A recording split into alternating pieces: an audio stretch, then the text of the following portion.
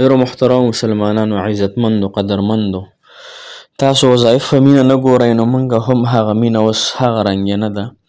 خو به هر حال موږ هم هغه اوس کوو چې نه سیخ سوځي او نه کباب سوځي، ځکه چې مخکې به ډېر زیات په کثرت سره ماشاءالله کتونکي اورېدونکي ډېر وو، زموږ هم شوق ډېر وو چې کله څوک بیان کوي او هغه ته یو دوه درې دانې ناستې نو هغه له هم بیا مزه نه ورکوي. خو به هر حال موږ یې د الله تعالی د رضا دپاره درکوو، الله تعالی دې قبول کړي. تاسو هم د الله تعالی د رضا دپاره کوئ چې الله دله قبولیت درکړي، الله تعالی دله حکمت درکړي، الله تعالی دله بصیرت درکړي.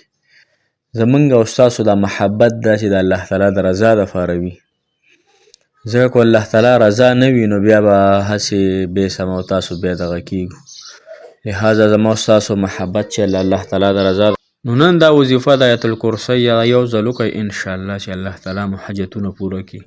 موږ هم په تاسو باندې خفه کیږو چې ستاسو حاجتونه نه پوره کیږي، نو موږ هم فکر وي راځي اوس کومه وظیفه دوی له ورکړو چې دوی ورسره حاجت پوره کړي. یو هسې ټایم پاسۍ، یو هسې د خلکو نه پیدا حاصلولي، او یو چې دی نو د زړه نه د اخلاص نه کار کولی. مثال په طور یو ډاکټر دی، ته هغه له لاړې نو تا په دغه ډاکټر الله تعالی په لاس کې شفا ورکړی، اته له ډېر کوشش وکړي، الټراساونډ هم دله وکړي، دوایي هم دله ښې ښې درکړي، خو بیا هم تاته صحت نه میلاویږي، نو ته خو به ګناه دغه ډاکټر ته نه کوې که نه چې یاره دې ډاکټر ما له صحت رانه کو.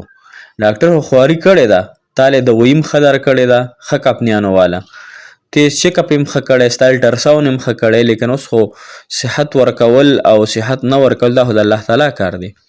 دغه رنګې موږ هم تاسو له په اخلاص سره وظایف درکوو، نو اوس دا وظیفو کې اثر اچول او وظیفه قبلول او وظیفه باندې حاجت پوره کېدل دا خو د الله تعالی کار دی که نه، ما ته خو به اوس ګوته نه نیسئ.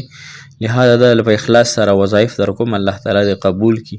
دعاګانې هم درته ډېرې ډېرې کوم، بغیر د څه ستاسو وینا نه هم زه تاسو ته دعاګانې کوم چې الله تعالی دې زما د کتونکي اورېدونکي موږ سره محبت ساتونکي ټولو مسلمانانو حاجتونه الله تعالی پوره کړي. نو دا وظیفه انشاءالله وکئ، کېدی شي انشاءالله چې الله تعالی مو دې وظیفې سره حاجت پوره کړي.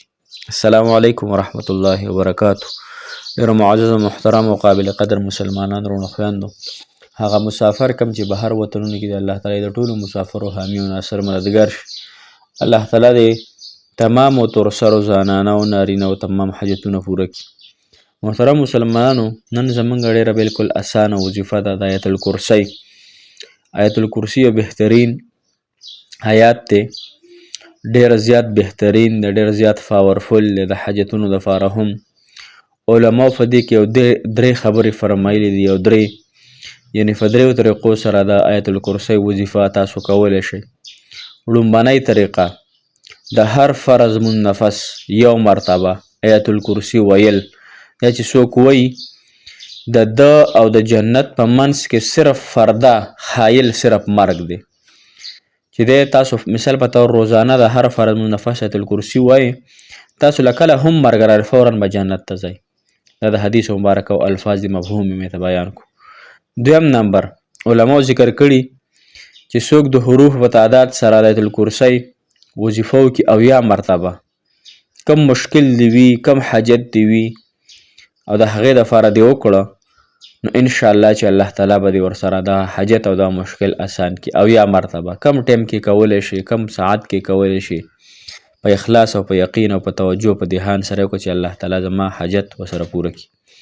دریم نمبر محترمو، دریم نمبر علماو ذکر کړي چې په تعداد د اصحاب بدر یا په تعداد د حضرت طالوت علیه السلام په مقابله د جالوت کې دا پیغمبر تیر شوی، یعنی صحابه کرام 314 او نور چې دی هغه ډیرو، یا طالوت علیه السلام سره چې کم ملګري وو هغه 314 د هغې په مقابله کې نور چې کوم هغه ډیرو. نو دا یو برکتي تعداد دی، یو برکتي تعداد دی. نو په دې تعداد چې څوک ووایي نو د هغه حاجت الله تعالی پوره کوي. نو 314 مرتبه آیت الکرسی ووایه، که یوازې یې نشئ ویلی خیر دی ځان سره یو 2-3 کسان ملګري کوي، چاله چې صحیح آیت الکرسی ورځي په یقین سره، په دهان سره، په سوچ سمر سره وکړئ، انشاءالله چې الله تعالی مو سره حاجتونه پوره کړي.